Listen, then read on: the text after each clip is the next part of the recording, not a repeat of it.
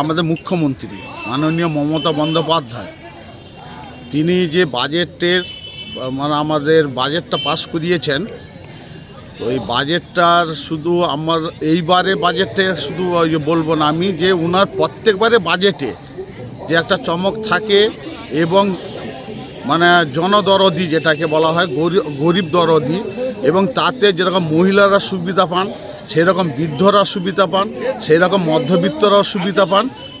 এবং শুধু এই না, এবং শিক্ষার ক্ষেত্রে, স্বাস্থ্যর ক্ষেত্রে, পরিকাঠামোর ক্ষেত্রেও আমরা দেখেছি উন্নয়নের প্রকল্প।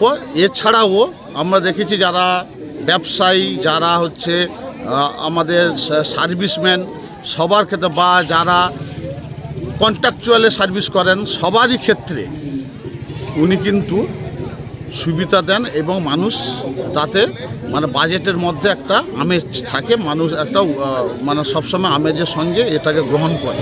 তো এবারে যে বাজেট আরও চমক। এবারে বাজেটে আমরা দেখেছি যে স্বাধীনতার পর এমন কোনো মুখ্যমন্ত্রী নেই, আমরা দেখিনি এখন পর্যন্ত, যে কাজ করে মানুষের কাছে বলা।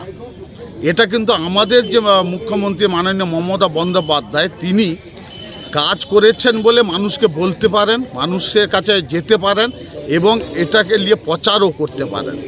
এটা সম্ভব আমাদের মুখ্যমন্ত্রী মাননীয় মমতা বন্দ্যোপাধ্যায় সম্ভব। আমরা দেখেছি যে দেশ স্বাধীনতার পরে আমরা দেখেছি দেশে অগ্রগতির কথা শুনেছি, আমরা দেশে যেরকম পরিকাঠামোর উন্নতির কথা আমরা জেনেছি, কিন্তু বর্তমানে আমরা মুখ্যমন্ত্রীদের কাছে কারো কাছ থেকে সেরকম করে কোনো রাজ্যেও দেখতে পাইনি, এবং আমাদের পশ্চিমবাংলাতে 34 বছরের সিপিএমের রাজ্যেও আমরা দেখতে পাইনি। কিন্তু আমাদের নেত্রী এই 15 বছরে তিনি যেভাবে আমাদের বাংলার উন্নয়ন করেছেন, যেভাবে সাজিয়েছেন, যেভাবে মানুষের পাশে থেকে করেছেন, এটা অপরিকল্পনীয়।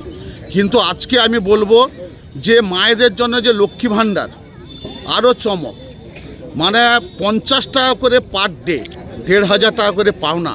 একটা মানুষের কাছে 50 টাকা ওটা অনেক বিশাল কিছু। একটা মানুষের কাছে যখন কিছু থাকে না, তখন 50 টাকা একটা হাতে পাওয়া জানবেন যে অনেকটা পাওনা। সেরকম বার্ধক্য ভাতা, বিধবা ভাতা, তারপর প্রতিবন্ধী ভাতা থেকে শুরু করে যে আমাদের আইসিডিএস কর্মী, আমাদের আশা কর্মী, যারা পার্শ্ব শিক্ষক, তাদেরও যে টাকা বৃদ্ধি হয়েছে।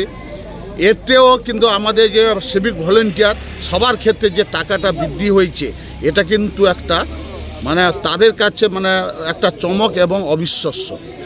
সঙ্গে সঙ্গে পরিকাঠামোর যে ব্যবস্থা করেছেন, যেভাবে স্বাস্থ্যের উপরে, যেভাবে শিক্ষার উপরে, এটাও কিন্তু এই বাজেটের মধ্যে একটা চমক। এতে দেখা যাচ্ছে প্রত্যেকটা পাড়া, গ্রামাঞ্চল, এলাকা এবং গোটা বাংলা এতে অনেক উন্নয়ন হবে, এতে উন্নয়নে অনেকটা এগিয়ে যাবে, এবং বাংলা অনেকটা এগিয়ে যাবে।